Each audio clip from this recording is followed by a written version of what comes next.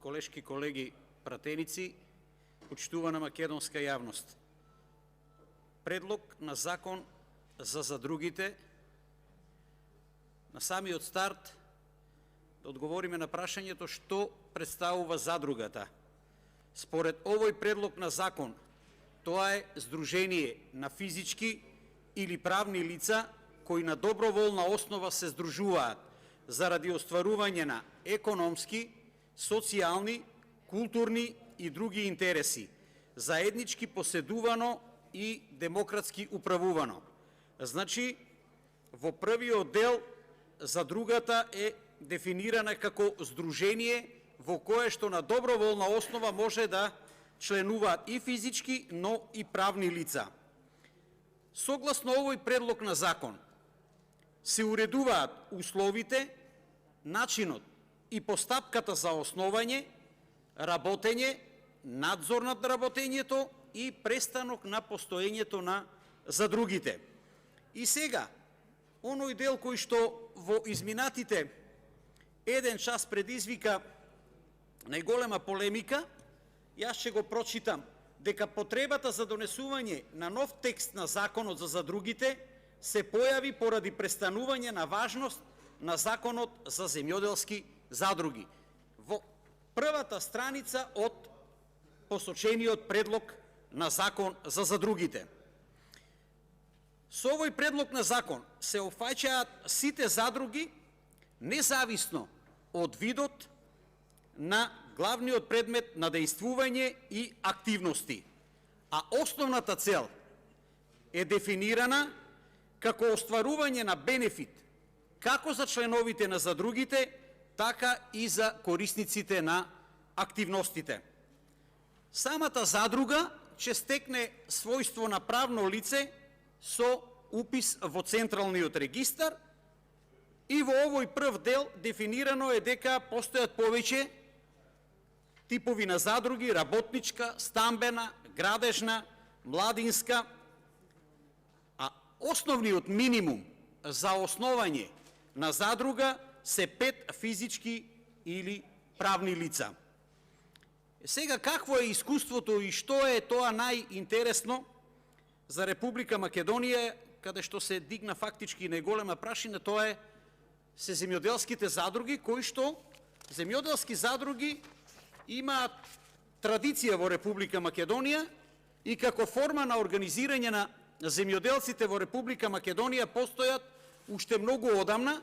Колегата Љупче Димовски тука го кажа и примерот за после, односно по завршувањето на Втората светска војна, меѓутоа и поодамна, уште почетокот на 20 век, екзистира формата земјоделски задруги во Република Македонија.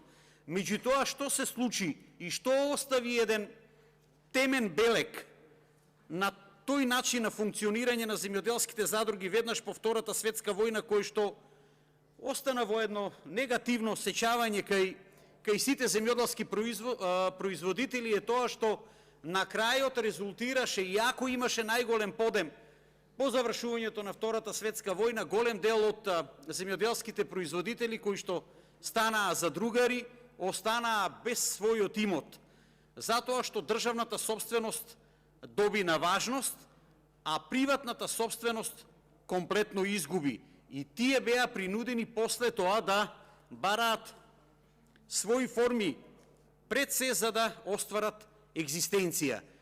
Но за жал го изгубија својот имот. Во денешно време, зошто мора да се продолжи со екзистирањето на земјоделските задруги? Затоа што самата глобализација и намалувањето на финансиската моќ кај земјоделците нанесе огромна штета.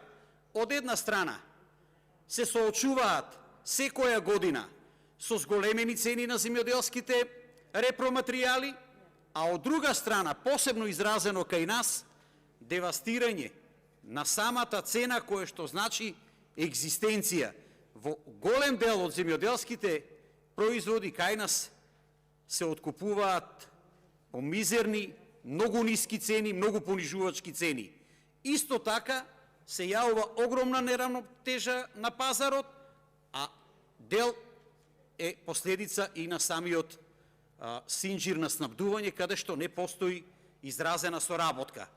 Она што е многу битно и многу важно да се спомне се специфичностите на земјоделското производство.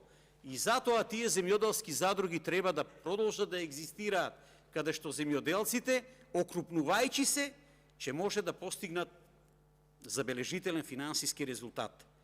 Две се основни цели при функционирањето на земјоделските задруги, а тоа од една страна минимизирање на трошоците на производство, а од друга страна максимизирање на резултатот од работењето, тоест да се овозможи и на малите, независни земјоделски производители да остварат позитивен финансиски резултат.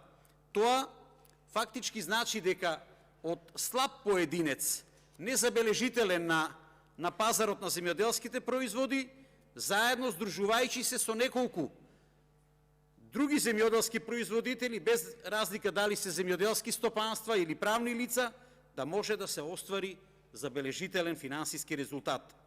Како ќе се направи тоа? Како ќе се постигне преку функционирање на овие земјоделски задруги?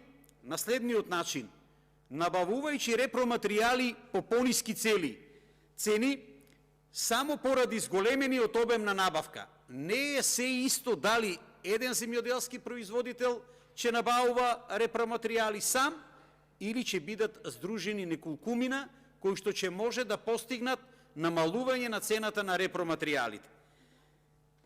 Под два, заедничка преработка фактички може, здружувајќи се, да бидат здружени и во еден преработувачки погон, кој што ќе му овозможи сигурен пласман и повисоки цени.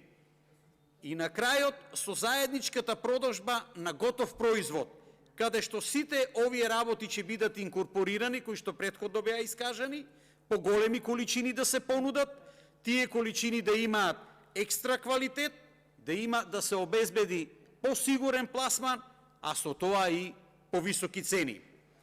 За крај, не сум сигурен, а колегата Антонио Милошовски најмалку во два наврати кажа која е вистинската намера со престанувањето на важност на законот за земјоделски задруги, да се даде фактички акцент на други работи кои што ќе нанесат неповратна штета на земјоделското производство.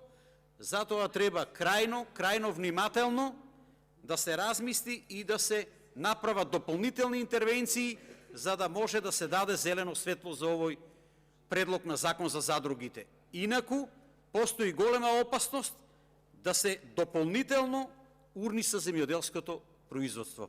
Ви благодарам. Има збор Дејан Чефтимов.